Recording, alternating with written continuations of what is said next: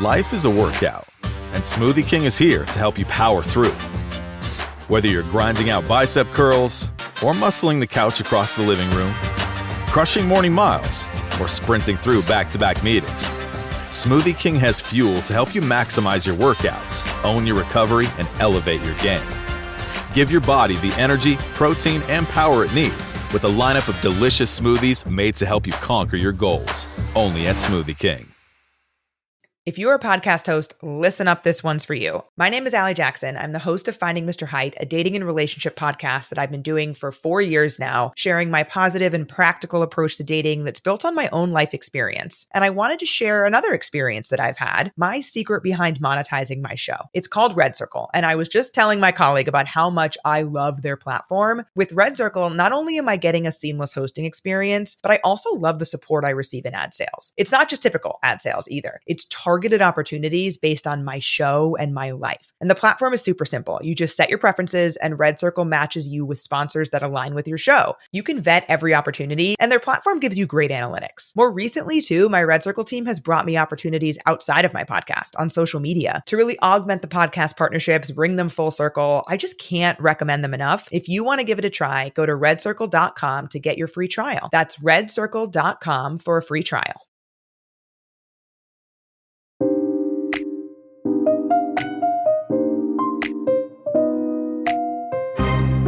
Hello, listeners. Welcome to Stars of the Golden Age, a show that highlights the lives of legends from film, music, and the birth of television during Hollywood's golden age and the few years surrounding it. I am your host, Erin Carlson.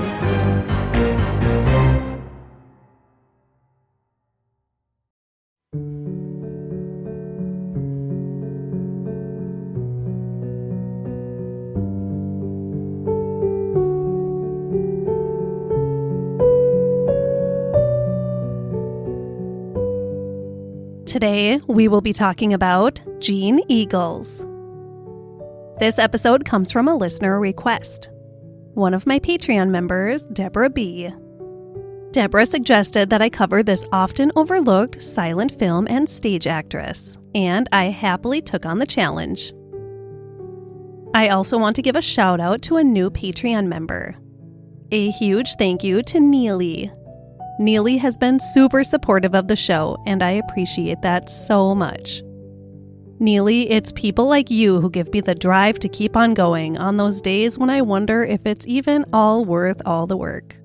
Because let me tell you, it's a lot of work.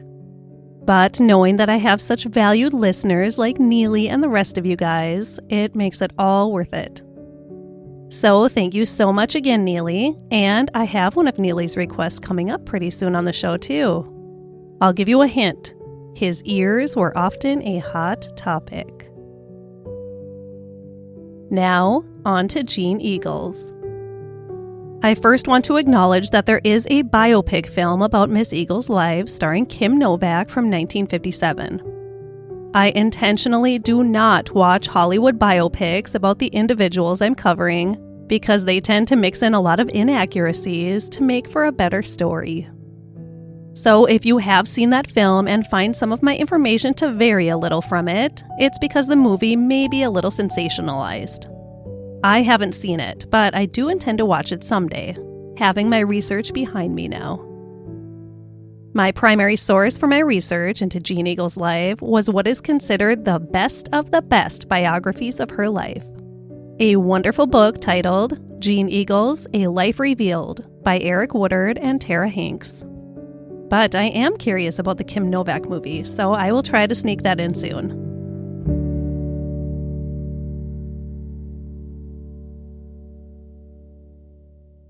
Jeanne Eagles was born as Amelia Eugenia Eagles on June 26, 1890, to parents Edward and Julia in Kansas City, Missouri. Jeanne was the second daughter for the couple. She had a sister about 3 years older than her.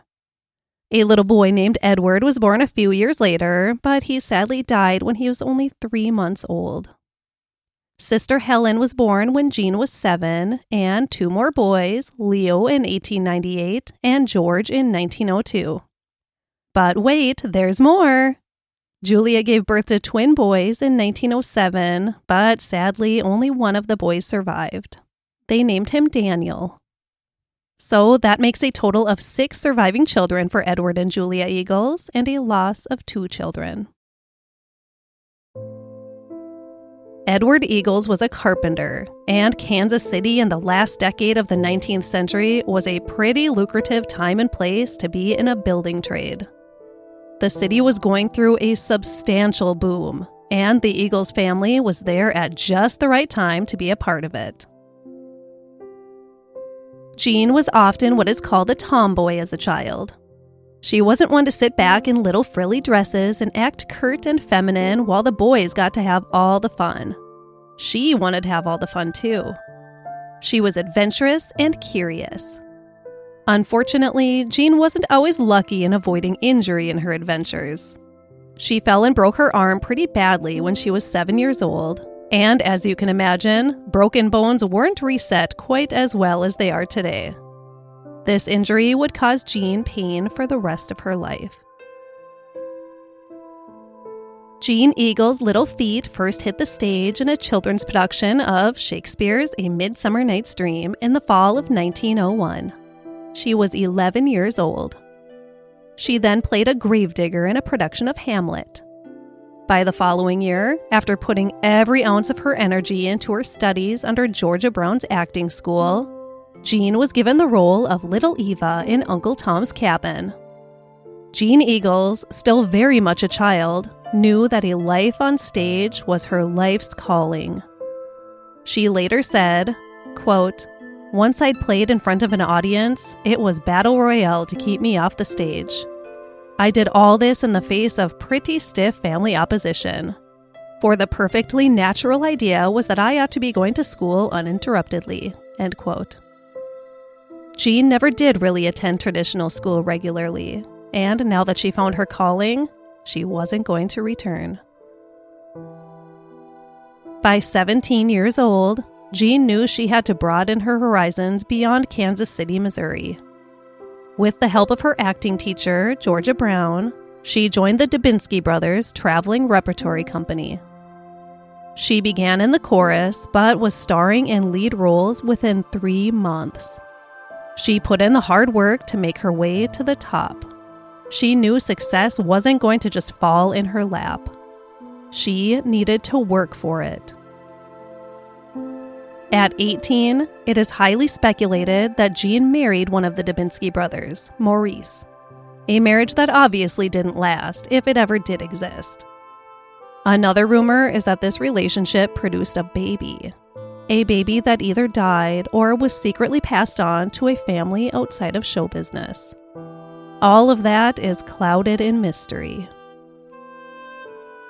Jeanne's father, Edward, by this time had been forced out of work too young due to poor health, rheumatoid arthritis, amongst other issues. Much of Jeanne's paycheck as an actress went home to help keep a roof over her family's heads. The once fortunate family was really struggling without Edward's income. Bad turned to worse for the family when on February 14, 1910, Edward passed away.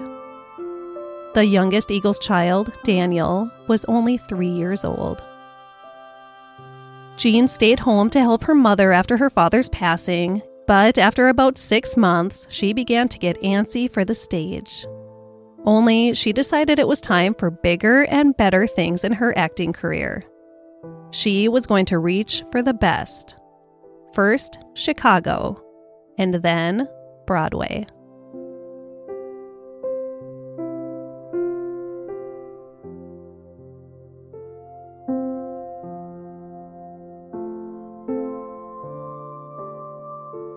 Ironically, one of Jeanne's very first Broadway productions was The Pink Lady with leading lady Hazel Dawn. Patreon members may recognize this from my latest cocktail party episode over on Patreon. Jeanne also worked alongside Billy Burke in her first days in New York.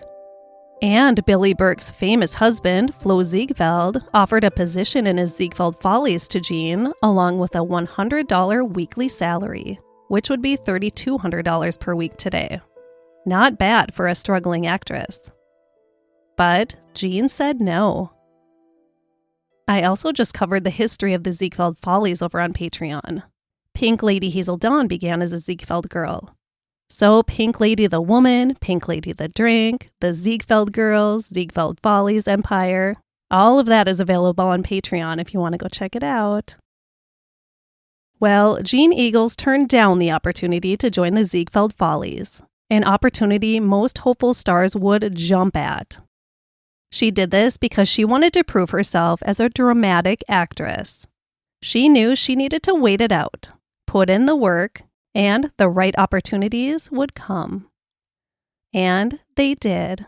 Not only on the stage, though, in motion pictures, too. Moving pictures were in their infancy when Jeanne Eagles first made the jump onto the silver screen. She continued to work her butt off in successful Broadway productions and did East Coast film work during her time off from the stage. Jeanne was very, very well received in everything she did. She put in the hard work, and she made herself a very talented and very well-respected actress. Even in not-so-well-received plays, Jeanne Eagles always carried the show and received stunning reviews for her performances. Reviews like this one from Billboard in reference to the 1920 play, The Wonderful Thing. Quote, "If The Wonderful Thing catches on, it will be due solely to the altogether delightful, utterly charming work of Jeanne Eagles. She has established herself firmly," end quote. Or this one from the Evening Post. Quote, "Animated, merry, generous, expressing the most attractive qualities in a delightful halting and mal-accented English, she was the life of the whole romantic melodrama. The play has palpable weakness of plot, characterization, and atmosphere, especially plot. But its 4 acts were so constructed that Miss Eagles was able to maintain the sparkle of her performance till the end," end quote.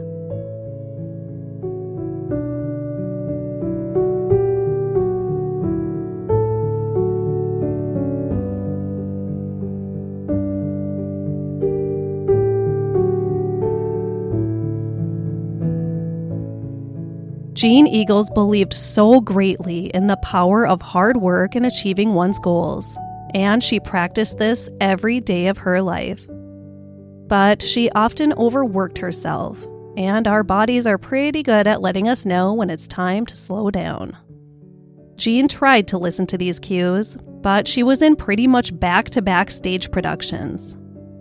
She told a New York Tribune reporter in May of 1920, about a month shy of her 30th birthday, quote, "I have always been frail, and whenever I devote too much attention to ambition, health checks me up and sends me signals of warning, telling me unless I desist with my ambition, health, will cease to be my handmaiden. With health, one may obtain everything. Without it, nothing. Happiness I get in the theater and in my home. Health I find outdoors in the glorious sunshine and fresh air. Both are wonderful. Perhaps sometime I shall find love, but just now the wonderful thing is health," end quote. I love that quote. Wise, wise words. Without health, nothing.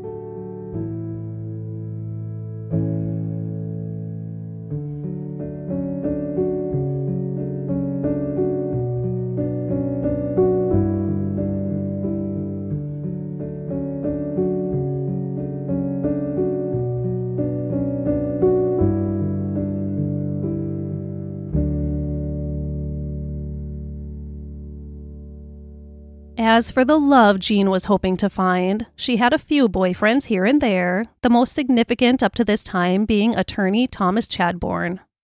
He was a recent widower and raising his stepson. His second wife, who had passed away, had a son from her first marriage.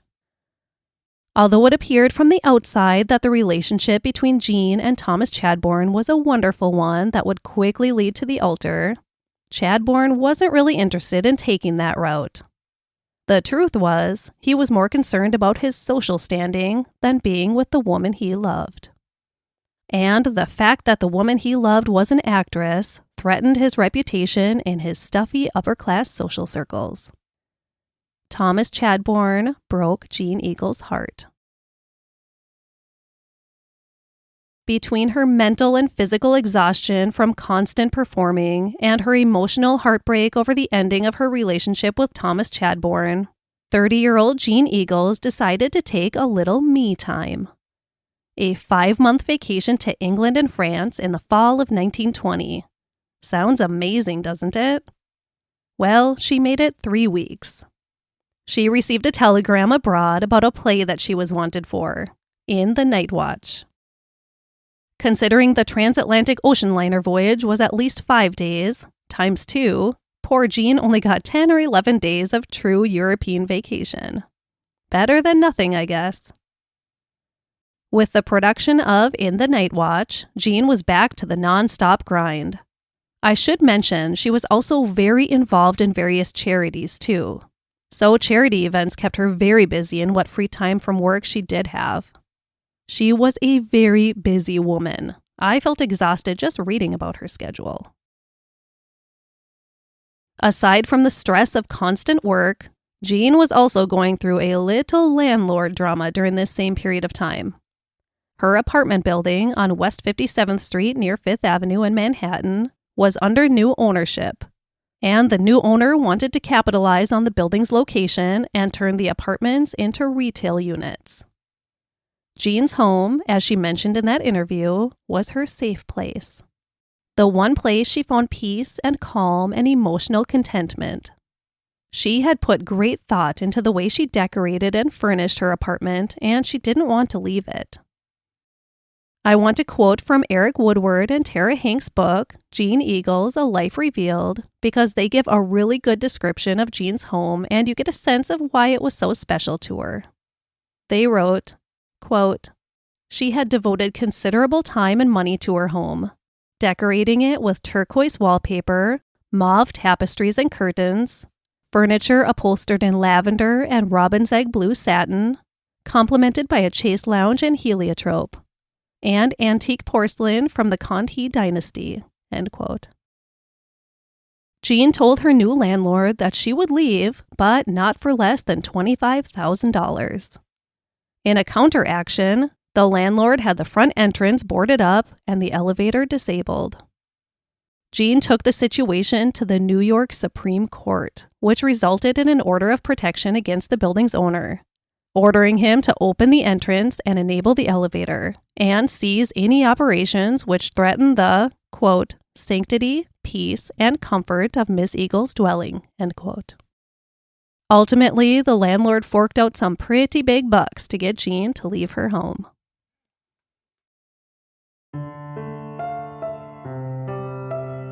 All of this added stress took a huge toll on Jeanne's mental and physical health. She crashed. And then she got influenza. Her body was telling her she needed to slow and calm down. She had no choice but to step down from Night Watch for several performances. Once well and through the 111 performances of Night Watch, Jeanne decided to try that European vacation again. This time, she was able to enjoy 2 months away. Shortly after this restful retreat in Europe, Jeanne Eagles was offered the role of a lifetime, the role she is best known for. Sadie Thompson in the production of Rain in 1922. As summarized by Britannica, Sadie Thompson was a, quote, light-hearted American prostitute who plies her trade in the South Seas and causes the downfall of Reverend Mr. Davidson, a fanatical missionary, end quote. The role of Sadie Thompson was later portrayed on the silver screen by Gloria Swanson in 1928, Joan Crawford in 1932, and Rita Hayworth in 1953. But Jeanne Eagles was Sadie Thompson to her core. She is considered the very best Sadie Thompson.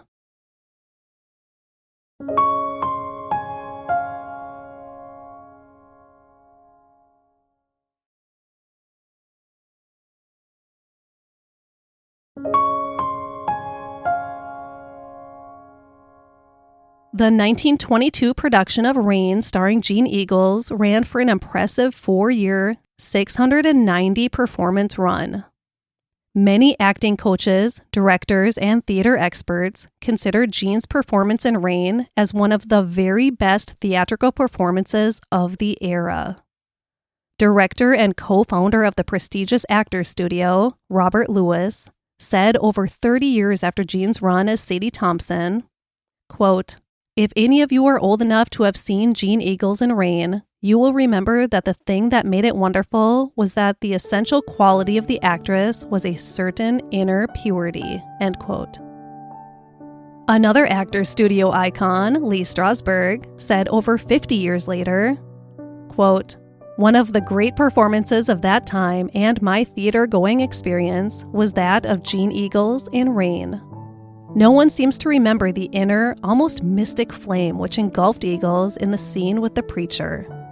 It seemed as if she had been brought up to some new dimension of being, so that when she found to her great shock and surprise that he was concerned with what she had left behind, her sense of loss and her disillusion were overwhelming," end quote. Jeanne Eagles had already been a popular and accomplished stage actress, but Rain made her a superstar.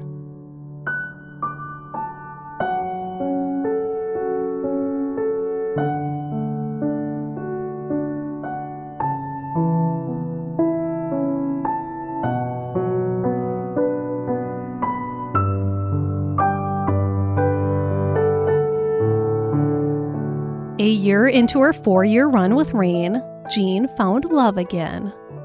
It was reported in newspapers on November 2nd, 1923, that Jeanne Eagles was engaged to a man named Whitney Warren Jr. The Warrens were part of New York's high society too, just like Jeanne's last serious romance. Whitney didn't seem to mind marrying an actress, unlike Thomas Chadbourne, but his father sure did. When he learned of the engagement, Whitney Sr. booked a passage for his son on an ocean liner bound for Italy. A one-way ticket in which he hoped would sever this ridiculous desire to marry an actress. Well, Whitney Jr. apparently knew how to stand up for himself. He canceled the reservation and planted his feet down firmly on U.S. soil, where his love was. Well, for a while at least. His determined father bought him another ticket on another ship, this time on a 9-month voyage overseas. Whitney Warren Jr. did sail away on that ship. The relationship was over. Fancy pants, better than everyone, high society dad won. During her run with Rain, Jeanne described her life and a typical day in New York for her during that time. I found it really enjoyable to read, so I wanted to share it with you too. Here's what she said, quote, "I have my own home there at 168 East 61st Street. Okay, sidebar, the fact that a major star would give their exact address, that is so crazy. Oh, how times have changed. Okay, back into the quote. "It is run by 3 servants who seem to consider me in the light of a favorite child or something. I also have what would be described as a second home at the Maxine Elliott Theater where Rain ran. It consists of a suite of 3 rooms that are nominally listed under the severe title dressing room, but which really are as large as a fair-sized apartment. Passageways give off of it for my own entrances to the stage. My younger sister Helen lives with me in my home. I rise at 10 o'clock in the morning, rain or shine. Then comes the bath, breakfast, my mail, the morning papers, a talk with Helen. Noon and the early afternoon bring dressmakers, photographers, perhaps a girlfriend or so for a call. At 4 o'clock comes my big meal of the day, and I'm willing to confess right out in the open air that it is a big one. Then a bit of rest and to the theater early. 8:15 to 11 o'clock finds me in Rain. Then I go home with 1 or 2 of my friends for a supper at my house. This is as invariable as the 10 o'clock rising hour and the 4 o'clock meal. Then bed," end quote. This schedule would not work for me. I'm more of a 5:30 a.m. to 9:30 p.m. kind of girl. I love my early mornings. Jeanne was going to get down that aisle, though. She surprised everyone, including her own family back in Kansas City, when she married Wall Street financier and former Yale football star Ted Coy in August of 1925. I think she just really, really wanted to have love and compassion in her life, a partner to share her life with. More on Ted in a little bit. Now, though, let's shift over to Jeanne's film career. Rain did a West Coast tour in the spring and summer of 1926, and it was reported that motion picture producers were lined up at the train station, waiting to get their hands on Miss Jeanne Eagels.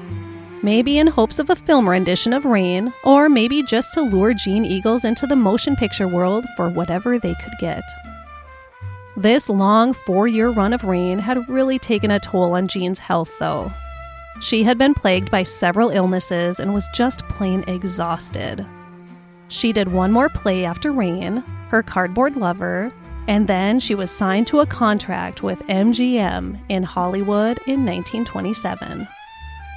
At the same time, United Artists was working on a film rendition of Rain, titled Sadie Thompson. And the world was shocked when Gloria Swanson was chosen to play the part of Sadie Thompson instead of Jeanne Eagles, who had made the character so popular on the stage for the past 4 years. This new contract with MGM, of course, wasn't Jeanne's first motion picture experience. Yes, she was first and foremost a stage star, but she had done those early film shorts on the East Coast during the 19-teens. But Hollywood was a whole different world than those early studios in New York and New Jersey. And MGM was the highest kingdom of this new world. MGM stars were the greatest of Hollywood royalty. And now Jeanne Eagles was right in the middle of that world.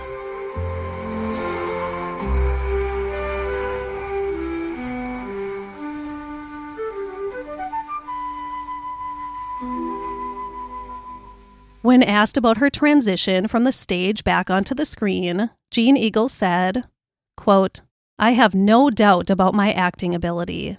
My success on the stage has given me confidence along that line at least. But the technique of playing before a camera is entirely different from that used on stage. In the first place, one must use entirely different makeup for the Klieg's than the footlights. On the stage, a person's exact position is not vitally important. If you are in approximately the right spot, it is all right. But in front of a camera, especially for close-ups, you can't be over a fraction of an inch out of position. And you must be far steadier because the camera will detect things an audience won't." End quote. In short, performing in front of a camera and crew was a whole different type of acting than performing in front of a live audience on a stage. And the hours in a film studio were long and grueling. This was going to be quite an adjustment, and she wasn't completely sure that her heart was in it. Jeanne's first Hollywood movie for MGM was a film called Man, Woman, and Sin with John Gilbert in 1927. It was during the production of this movie where it came to light that Jeanne may be overindulging in alcohol and drugs. There were some difficulties reported on the set, including Jeanne abruptly taking off for 2 weeks for a little getaway in Santa Barbara, and missing work other days due to sickness. One very simple scene in particular took 30 takes for Jeanne to be able to complete. She simply couldn't speak clearly or coordinate her movements because she was allegedly drunk or high. She had reportedly been increasingly difficult to work with at times as her stage fame grew, but she seemed to be hitting a breaking point now that she was going through this stressful transition onto the silver screen. Ultimately, MGM didn't think Jeanne Eagles was worth the trouble of putting up with her difficulties and drug and alcohol struggles. They let her go from her contract after the filming of Man, Woman, and Sin. Back to the stage she went. Jeanne belonged on the stage. That's where her light shone the brightest. But even back in the theater, she was still fighting demons and going through some difficult times in her personal life. Her drug and alcohol use was still excessive, she was hit with frequent bouts of illness, and her marriage was not happy or healthy. Jeanne and Ted Coy separated in February of 1928 and were officially divorced that July, less than 3 years after they married. Coy said "I do" for the third time less than 1 month after his divorce from Jeanne Eagels. Wife number 3 was 21 years old, 19 years younger than he was.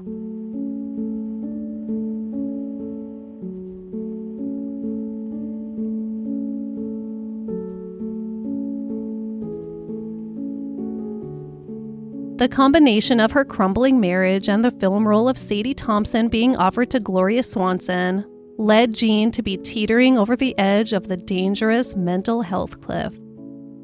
And then the other major character she created on the stage, the role of Sally in Her Cardboard Lover, was being cast by MGM, the studio who treated her like a queen upon her arrival in Hollywood, only to toss her aside after one film. Like the role of Sadie Thompson that she had dominated on the stage in Rain for 4 years, she thought the role of Sally in Her Cardboard Lover belonged to her. But Marion Davies was cast in that role. Now, in Jeanne's defense, Marion Davies' boyfriend, William Randolph Hearst, was a heavy financier of the film, so that probably had a little something to do with the casting. Either way, this move was just too much for Jeanne, when piled up on all of the other disappointment and heartache she was forced to endure. Off the mental health cliff she goes. Jeanne was still starring on the stage with Her Cardboard Lover, but she disappeared into a self-imposed seclusion. The remainder of the tour had to be canceled. And with that, a lawsuit was brought against Jeanne Eagles by the Actors Equity. Jeanne's statement regarding this was this, quote, "I can never reconcile myself with such a management. They never gave me an understudy or anything. I have to take a much-needed rest, and I'm going to, whether they decide to punish me or not. Even if nobody pays for that rest but me, I'm going to take it. I'm worn out and tired," end quote. So in that quote, you can just feel that she is reaching a breaking point, that she is overworked and she is exhausted. In the end, Jeanne was suspended from performing in any union production for 18 months, and she was ordered to pay a fine of $36,000.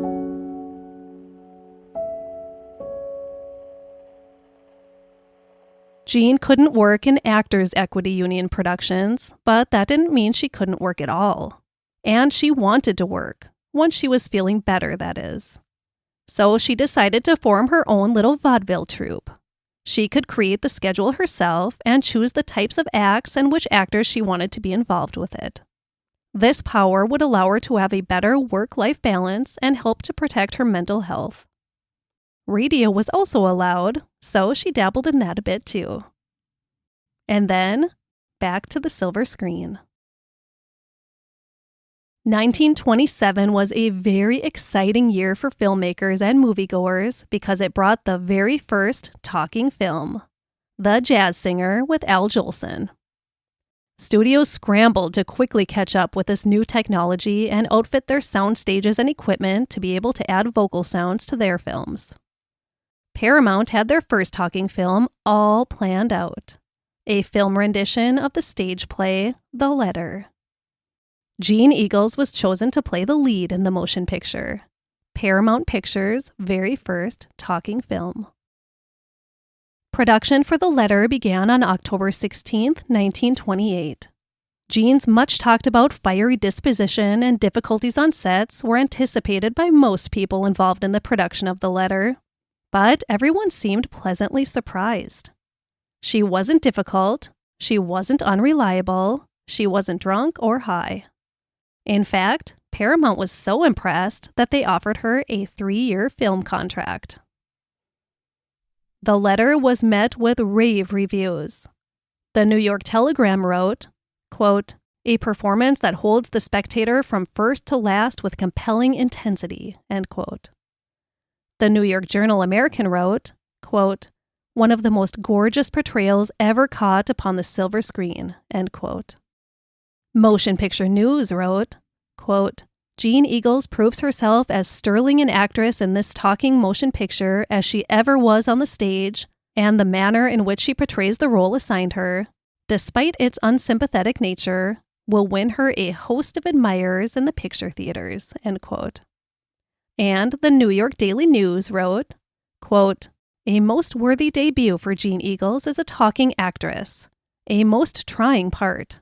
Tense, highly emotional throughout, leading up to a terrific climax in which Miss Eagles does a powerful, we even say magnificent, piece of work, end quote. There were dozens more reviews just as good as those ones. Jeanne's next movie with Paramount was Jealousy, but she was stricken with illness for much of the production, just as she had been during her stage run with Rain and Her Cardboard Lover. Not only that, but she was also dealing with a stalker. A 31-year-old man named Dale Efland was finally arrested after several incidents, and the contents of his pockets were highly alarming. He was arrested in Jeanne's apartment building, and it wasn't the first time he had been there. And within his clothing, police found a pocket knife, a kitchen knife, a fork, several razor blades, and a piece of heavy cord. Efland confessed to the police that he had been waiting for Jeanne every single night at her apartment building. He was sentenced to 10 days of observation at a mental health facility, followed by 6 months at a work camp. As Paramount carefully planned out their next big hit starring Jeanne Eagles, and without the option to return to Broadway in the interim, Jeanne was able to actually take some time to rest her body and mind. In the fall of 1929, she began seeing a psychiatrist to help heal her, quote, nervous disorder. Hopeful for her future treatment and recovery, Jeanne decided to go out on the town one evening shortly after she began seeing Dr. Cowles. She dolled herself up in a stunning evening gown and accessorized with several rings, including a 7.5-carat diamond ring and a pearl ring said to be the size of a penny. I mean, that just sounds uncomfortable. By 7 o'clock that evening, October 3rd, 1929, Jeanne was experiencing some pretty concerning health symptoms. Her maid acted quickly and brought her to Dr. Cowles' private practice at 591 Park Avenue in New York City. But it was 60 blocks away. They finally made it there, though, and Jeanne removed her fur coat before sitting on the bed to await her exam from Dr. Cowles' assistant, Dr. Pellegrini. With little warning, with Dr. Cowles' nurse by her side, Jeanne started going into terrifying convulsions.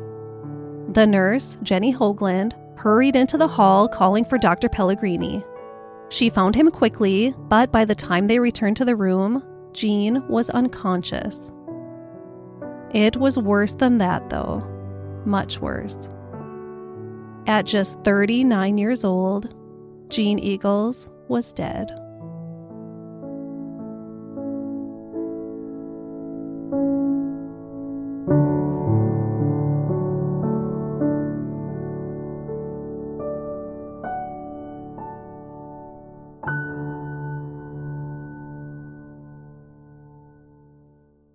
The medical examiner initially ruled Jeanne Eagles' cause of death as alcoholism and an overdose of a strong sedative called chloral hydrate. He said that her years of excessive drinking had sent her liver into failure and sent the toxins to her brain. Already severely compromised, the overuse of the sedative was too much for her body to handle. Jeanne's exact cause of death would be debated for decades, and still is. Some newspapers reported that she died from a heroin overdose, some from alcoholism, some from an overdose of chloral hydrate. Another important thing to consider is that Jeanne's doctor, psychiatrist and neurologist Dr. Edward Cowles, was known for a special treatment he would give to his patients. A mysterious elixir that he just described as, quote, a mixture of 3 or 4 ingredients common as household remedies, end quote. This secret potion was prescribed to relax the nerves of his patients. Jeanne Eagles' body lay at the Campbell Funeral Home at 66th and Broadway, the same place where the body of Rudolph Valentino's body was laid out for viewing a few years prior. Jeanne was dressed in a beautiful peach-colored evening gown with matching wrap and was laid in an elegant silver and bronze casket. Large floral arrangements had been sent from all of the most powerful people in Hollywood and on Broadway. An estimated 3,000 fans and friends came to pay their respects. Jeanne's estate was valued at quite a bit, a net worth of $58,000, which in today's money would be almost $2 million. But during her entire career, she earned $2 million, which would be $37.7 million today. She loved living the high life. She loved elegant, beautiful things. She worked hard for her money, and she loved to spend it on a life filled with the things that she loved. She left behind expensive furs, including one ermine fur coat worth $2,500 or $47,000 today. She had a fancy car, and she had that exquisite jewelry that she was adorned with when she died. The diamond ring was worth $4,000 at the time, and the huge pearl ring was worth $3,000 in 1929. Her estate was shared amongst her family, so Jeanne was able to show her love for them even after she was gone. I want to read a passage written about Jeanne after her death by syndicated columnist O.O. McIntyre. I thought it really summed up her life and her spirit well as the decline of that once bright spirit. It read, quote, Jeanne Eagles burst up her 12 years on Broadway and wound up the customary scorched butterfly. She had lived dangerously by choice and to the end. In the beginning, she was a puffball temperament, and then she grew brittle. There were few more beautiful or capable actresses than she. In the past 2 years, her piquancy was striked with a degree of hardness. I saw her 2 weeks before the end at a theater. Her hair was wild and frowsy, her eyes bright pinpoints, and her complexion a deathly oyster pallor. Yet, with it all, she retained a remarkable beauty and was beloved by many. End quote. So that is a little harsh, but you kind of get an idea of what people saw at the end of her life. Many friends and colleagues publicly shared their condolences after Jeanne's death, and they all had lovely things to say about her. Her famous friends stood up for her legacy and cleared up any misconceptions about her alcohol abuse. They wanted the world to know that yes, she drank, but she never drank before a performance. She was a professional through and through. She was an artist, and she treated her art very seriously. Jeanne Eagles' long run on the stage as Sadie Thompson in Rain is still considered to be one of the best portrayals ever performed on a Broadway stage. And now I would like to share just a couple of other things I learned during my research. Bullet point number 1. Jeanne Eagles was the first person to be nominated for an Academy Award posthumously. She was nominated for 1929's The Letter, which I can't wait to watch. Deborah, who suggested I cover Miss Eagles, said it is a fantastic film. So Patreon members, I'll definitely be doing it as a movie of the month sometime. Bullet point number 2. Speaking of The Letter, it was remade in 1940 with Bette Davis as the star. In conclusion, Jeanne Eagles had so much more to give the world, but was sadly taken much, much too soon. Whatever the official cause of her death, I think it's safe to say that her struggling mental health played a pretty big role in the decline of her overall health, and eventually her passing. Jeanne Eagles believed so strongly in the power of hard work. This is something that I feel we need as many reminders of today as we can get.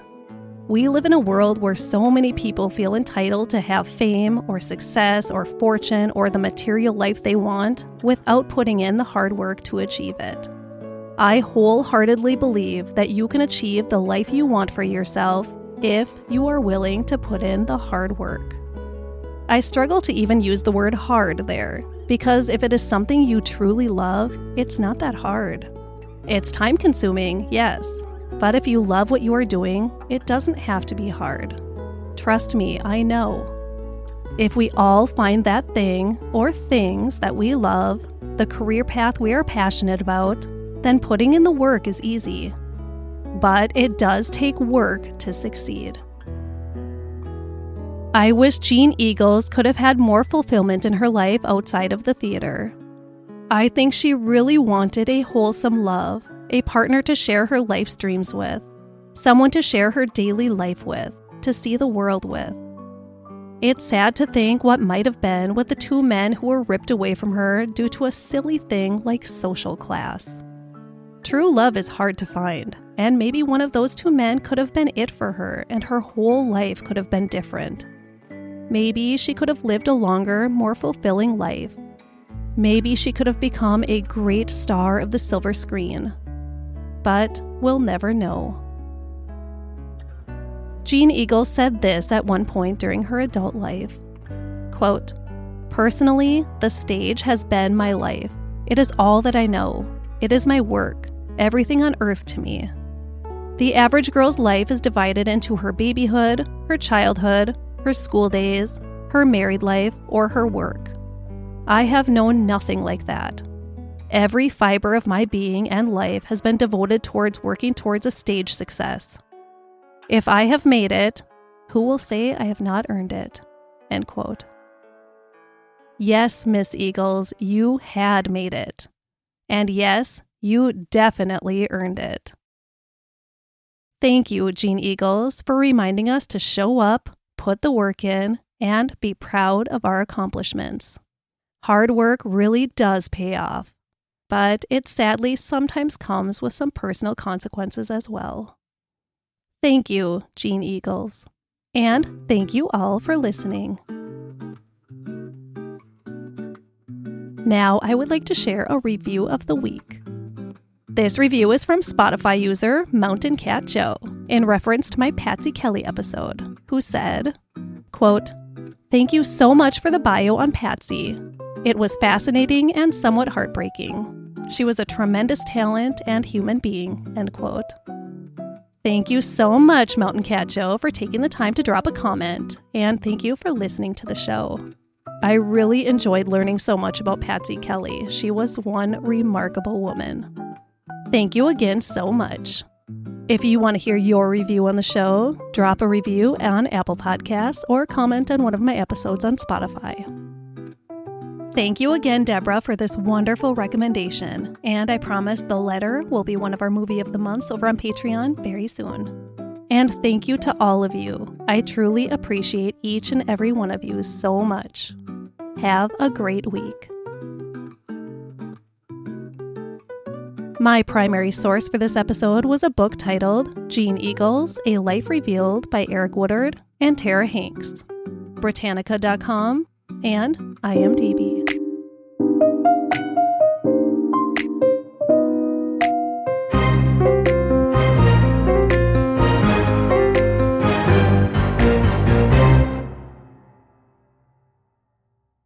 If you're a podcast host, listen up, this one's for you. My name is Allie Jackson. I'm the host of Finding Mr. Height, a dating and relationship podcast that I've been doing for 4 years now, sharing my positive and practical approach to dating that's built on my own life experience. And I wanted to share another experience that I've had, my secret behind monetizing my show. It's called Red Circle, and I was just telling my colleague about how much I love their platform. With Red Circle, not only am I getting a seamless hosting experience, but I also love the support I receive in ad sales. It's not just typical ad sales either. It's targeted opportunities based on my show and my life. And the platform is super simple. You just set your preferences and Red Circle matches you with sponsors that align with your show. You can vet every opportunity and their platform gives you great analytics. More recently too, my Red Circle team has brought me opportunities outside of my podcast on social media to really augment the podcast partnerships, bring them full circle. I just can't recommend them enough. If you want to give it a try, go to redcircle.com to get your free trial. That's redcircle.com for a free trial.